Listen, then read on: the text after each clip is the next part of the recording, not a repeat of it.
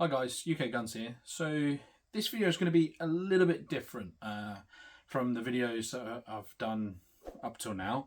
It is related to firearms and just shooting, but slightly off topic. So just throwing that out there now. And you probably can tell from the description. I recently did a video around range safety and particular rules on the range, or rules of shooting if you like.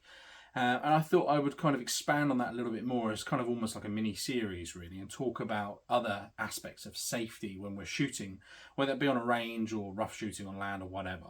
And so particular around, should I carry a first aid kit when I'm shooting? And that's kind of the question I have had from people as well. So I thought I'd kind of address that, and I would talk about some bits and what I carry, which might be interesting for you, but also something for you to think about if you're new to the sport, or even if you're an experienced shooter. Just something to think about. Now, this video is not meant to teach you to suck eggs, and it's not meant to sort of wag a finger at you saying you should have this and you should have that, and if you don't, you're terrible. Nothing like that. This is just what I have. This is my opinion. You do you. Whatever you feel is best for you in your circumstances is up to you really what you choose to carry. I kind of like to go by, I'd rather have it and not need it than need it and not have it. So, I'd rather have something like this, and I'll get into what this is and what's in it in a moment, and it kind of just always be there and never get used, rather than to need it and not have it with me. So that's my opinion. Everybody's different. And before keyboard warriors start, I will also go a little bit further to say, obviously this is not meant to be instructional. I'm not going to be teaching you how to do certain things. I may talk about some stuff, and I may even do some videos a little bit more in depth, and I'll come on to why in a moment.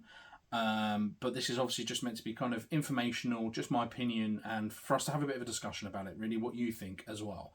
If we can be sensible and just kind of share our ideas, that would be great. But what I will say is, I am a qualified first aid instructor, so that's something that I do in my personal life.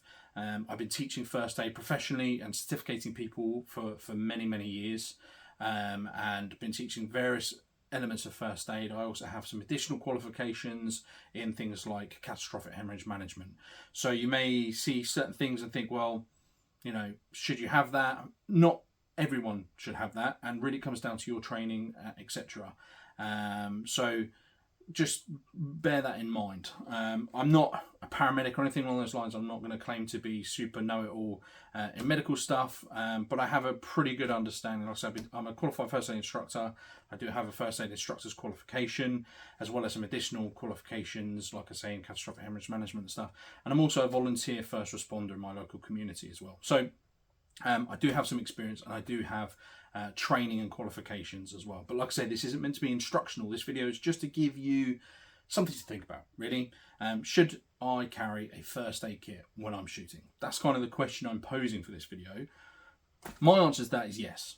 And I know there will already be people tapping away, disagreeing with me and telling me all the flavours of why I'm wrong. And like I say, it's up to you. As a shooter, it's your choice what you want to carry with you. If you feel you don't need a first aid kit, then you don't have to carry one. But like I say, as I like to kind of follow the rule of, I'd rather have it and not need it than need it and not have it.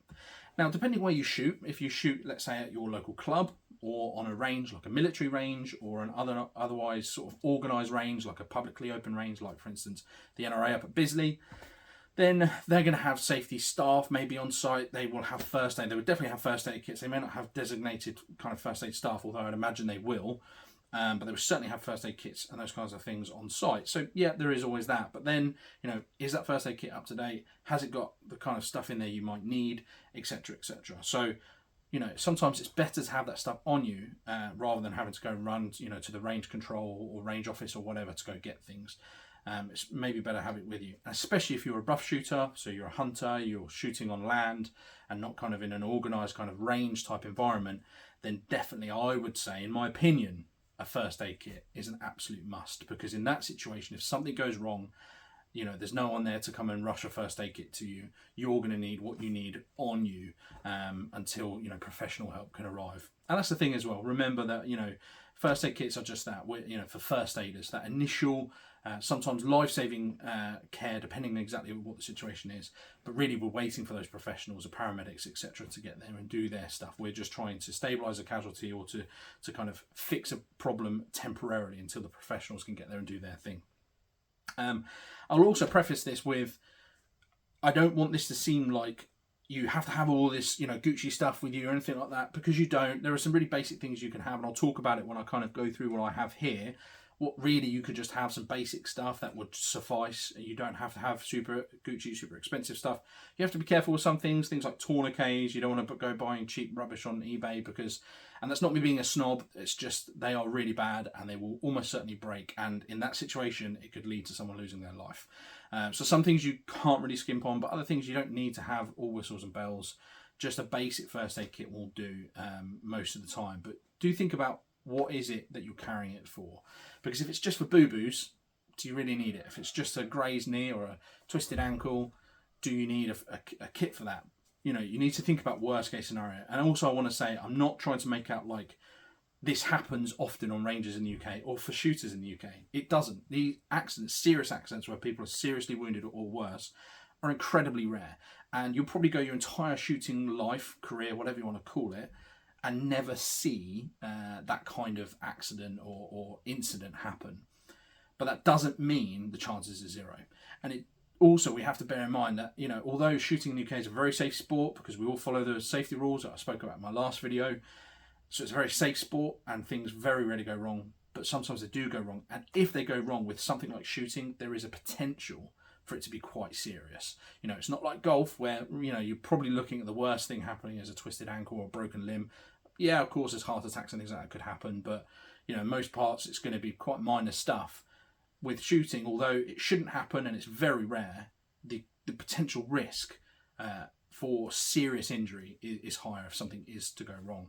So that's why sometimes it's best to have stuff just in case. You'll probably never need it. It will probably sit inside your kit and never get used, but it's better to have it and not need it than need it and not have it. I'm going to keep saying that. Okay, so I've already said I think you should carry a first aid kit. Now, does every single shooter, if there's 10 shooters on a range, does every single one of them need a first aid kit? Well, no. One person could carry one for the group, sure. As long as we know what's in the kit, we know it's appropriate for our needs and it's got the right stuff, it's up to date, all that kind of thing. As long as we're happy with that, then yeah, we could probably do that. Me personally though, I know on the shoots I go on, there is a first aid kit there. There are first aiders. I've still got my kit with me, just in case. Because again, people are human, we'll make mistakes. It might get forgotten, whatever. So I think you should have a first aid kit with you. Now, what should you have in that first aid kit? That might be a big question that lots of people have, and especially if you're not from a first aid background or you're not from a kind of background where you would know, what do I really need? And really it comes down to a bunch of things, and I don't want to make this video too long and go down too many alleyways with it. I want to try and keep this as succinct as possible, but it comes down to really like your need and your training. Okay, you need to make sure you stick to what you've been trained. If you've got no training whatsoever, there are some things you can still carry that I recommend that you should, but I strongly recommend you try and get yourself some training. If you can get yourself even a basic one-day first aid, emergency first aid course, that would be really, really advantageous. But if you can do a full 3-day course, that would be great too. And you can even go and do other things if it's something you're interested in. But I recommend everybody having some level of first aid training. You can get free instructional videos online on certain charity websites and stuff. They do CPR videos, those kinds of things, which can be really, really helpful. And like I say, possibly if there's enough interest about it, if you leave me a comment below if you'd like to see. I'm not going to go full in-depth instructional because I don't want to kind of go down that route. It's a bit too off topic, but I might do some basics on CPR or something around managing bleeds. If that's something you're interested in, go ahead, leave me a comment. And if enough people say they're interested in seeing that, I will definitely do a video about managing bleeds and maybe one around CPR, something along those lines. Just basic stuff, but stuff that's life-saving, because those are the things that really we ought to know, because it's potentially life-saving. Like I say, very unlikely you'll ever need it. Very unlikely you'll ever need it. I know that, and I want you to understand that.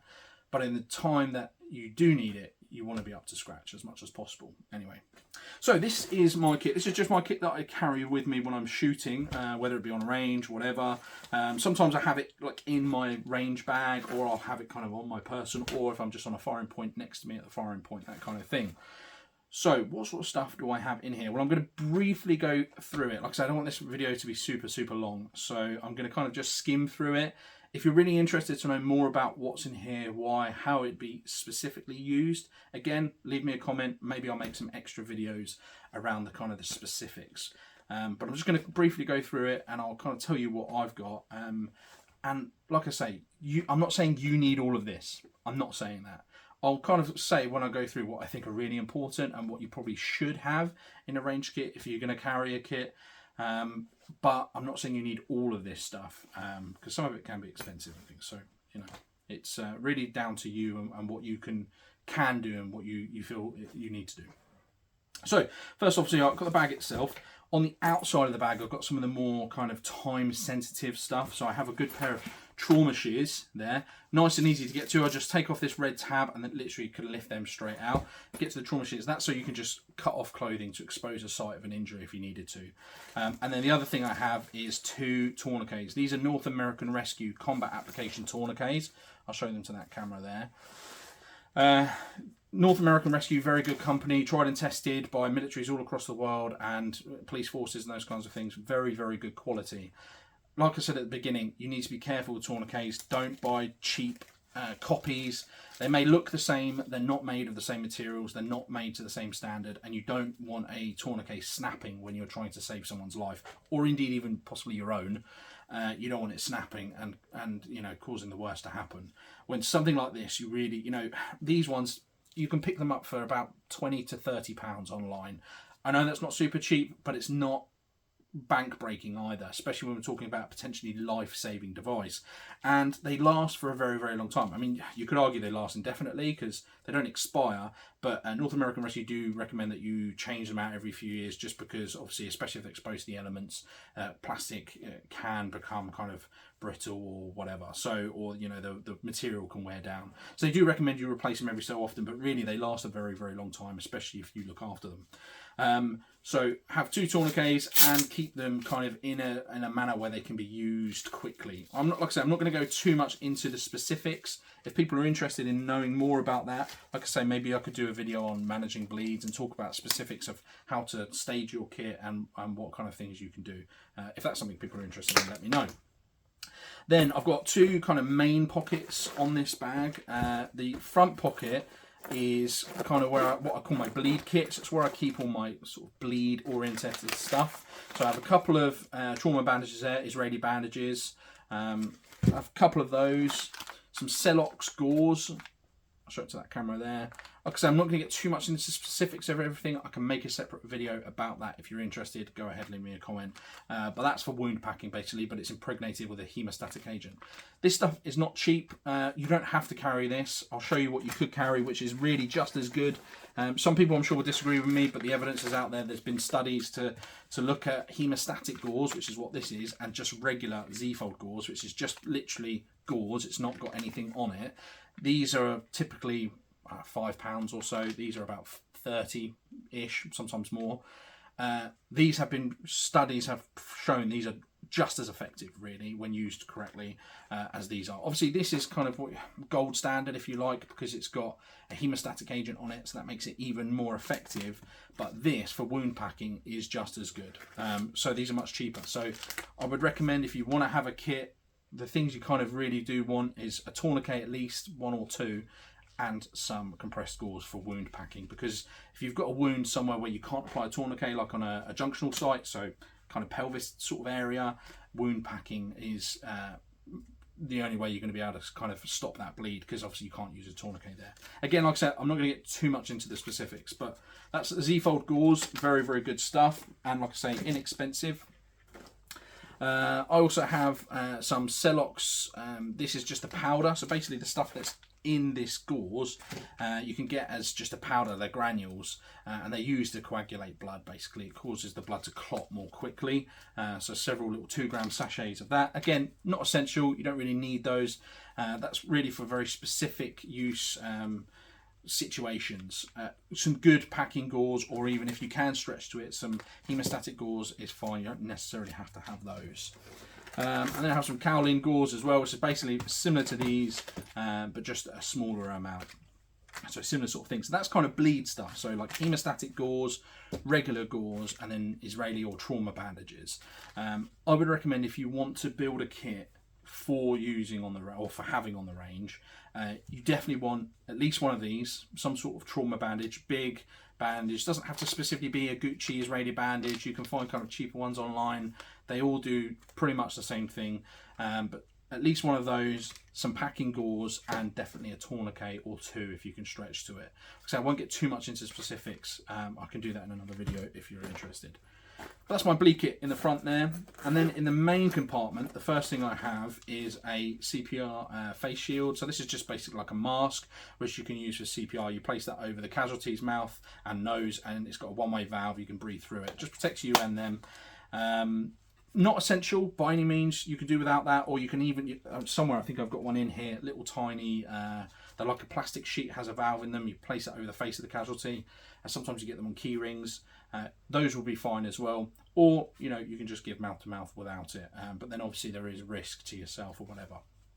So not essential, but it's a nice to have, not a need to have.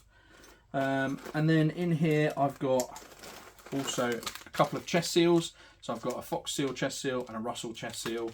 Again, not going to get too much into the specifics around those. But you can only really use these if you've either had some training or in very specific situations where you would use them. It's certainly not something I would go to straight away, but there are times when you use it. Again, maybe I can cover that in a separate video if you're interested. Then I've just got things like foil blanket. This I do recommend having in your kit.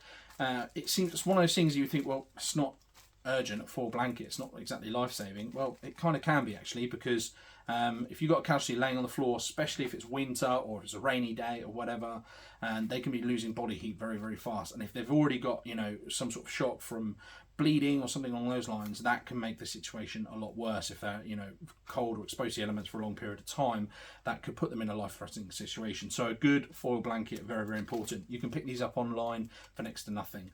You can get branded ones, of course, if you want to, but a good, decent sized foil blanket, or even a couple, you can get for not much money, and definitely worth having. So I would recommend that for your kit as well. Things like triangular bandages, it's a nice to have, it's not a need to have, it's not essential. If you want one in there, it can be helpful, but it's not super important. A couple of different size dressings though, I do recommend those, because not only good for wounds, but also if you need to splint or something along those lines, they can come in handy as well. So definitely have a few different size dressings. Recommend that in your kit if you're going to put one together. So a few different types of dressings, a few different style dressings. Little first aid manual if you can have one. It's not essential, it's a nice to have, not a need to have, because obviously if you've had some training, that's great, but in the moment you're under a lot of stress, a lot of pressure, maybe you might need something to refer to. Or even if it's somebody else, like if it's you that's hurt, someone else might come along who's had no training, and they could use that as like a guide for them. So there's lots of different manuals you can get online that you can just stick in there. Again, it's a nice to have, not a need to have, but it's a good thing to have in there. And that's about it. The last thing I have is what I would call a boo-boo kit. So in here, I have just this little pouch, and inside there's things like plasters, wound wipes. I won't get it all out, but I'll show it to this camera. It's just kind of different size dressings, plasters, wound wipes, all that kind of stuff. This is really minor stuff, but this is probably the thing you'll use most often, because, you know, slips, trips and falls, scrapes and bangs, that kind of thing. That's probably what you're going to use most often, but it's really not essential, because ultimately that little graze or whatever isn't going to kill anyone. So it's a nice to have, not a need to have, but you know, if you're going to have a kit, you might as well throw some of those bits in there, just because you're probably more likely to use that more than any of this stuff, really, if ever, with that stuff, whereas this could be used quite often. So it's handy to have, it's convenient, but obviously this is the thing. You know, I would not recommend just going out and buying a first aid kit from like a supermarket or whatever, because more often than not, they're just basically what's in here. It's a boo-boo kit. You'll have some tape, maybe a little pair of scissors, and some plasters and wipes and those kinds of things. That's great for convenience. It's good to have in the car for the kids or whatever, you know, when they scrape their knees. That's great for convenience, but it's not going to save anybody's life, and don't be under any illusions that it will. This stuff here is what you would use in really serious situations where, you know, somebody's life is in danger, and that stuff you typically don't get in a standard first aid kit. You have to go out and buy it. So that's just worth bearing in mind. I also do have in here, there is one of those little face shields I was saying about. That's one of those small ones that you can just put over the casualty's face if you needed to. And that's about it. I have also got in the little side pockets in here, obviously very important, some gloves. This is like just like an equipment pocket, if you like, which is why I have it on the side. Some gloves, very important if you're going to be dealing with wounds or whatever. Want to glove up, protects you and the casualty. I also have pupil gauge. Again, I'm not going to get too much into specifics of what you'd use things for, when and why. You can leave comments below. I'll answer as many questions as I can. But it's a handy kind of diagnostic thing to have. Some tape, because it does come in handy. Some microporous tape. Marker pen. Okay, you can use that for the tourniquets or for other things, because I do have a little notebook there. If you want to make observations about a casualty, you want to write down some information to hand over to the paramedics when they arrive, whether it be, you know, medications or any kind of known history about the casualty in terms of like health, or just some basic details about them, their age, etc., or even just about what happened, something along those lines, or even things like their heart rate and their level of consciousness, those kinds of things, because the paramedics can see what it was then and what it is now, so that can be helpful for them. So good to have a pen or something like that and a little notebook, and then just some basic little stuff in there, so a whistle, some aspirin, that kind of thing. Nothing really too important, but handy to have, nice to haves. And that's about it. That's all I have in my kit, really. You can, of course, have more. There's loads of other things you could go on to. But again, it comes down to your training, whether you've got training for certain things. You know, I do recommend going and getting a first aid course if you can do one. If not, there's plenty of instructional stuff online you can learn about. Or like I say, possibly if there's enough interest, I could make a video on some basic stuff. It wouldn't be super in-depth, but just kind of basic for this kind of thing, if that's something you're interested in. I know this is a little bit off topic, so I'm curious to see how you'll feel about that, whether you felt this was interesting or not. And like I say, this is not meant to be me telling you you should have this and you must take this to the range, and if you don't, you're a bad person. I'm not saying that. It's really your choice. I personally think that those of us, when we go shooting, should have some sort of first aid kit with us. I think it's just sensible, it's prudent, and you know, it may not be for someone else, it might be for you, because accidents happen. You know, it's not all going to be necessarily, you know, somebody getting shot or whatever. It could be, you know, somebody using a knife to cut something and they slice across their leg, or it, you know, it could be something like a breech explosion. Those things do happen, especially, you know, in the UK we get lots of people that load their own ammunition. It just takes one mistake with one round that could cause someone's rifle to detonate, basically, and that can cause some really serious injuries to the shooter. And so we want to have stuff, you know, that shouldn't happen, and it rarely happens, but it could happen. And so we want to be prepared for the worst case scenario, if you like, not to be scaremongering and not to be kind of dramatic about it, because like I say, probably will never happen. You'll probably never need to use any of this, but I don't think it hurts to be prepared. I hope you've enjoyed this video. If you have, give it a like, and if you haven't already, please subscribe, and thanks for watching.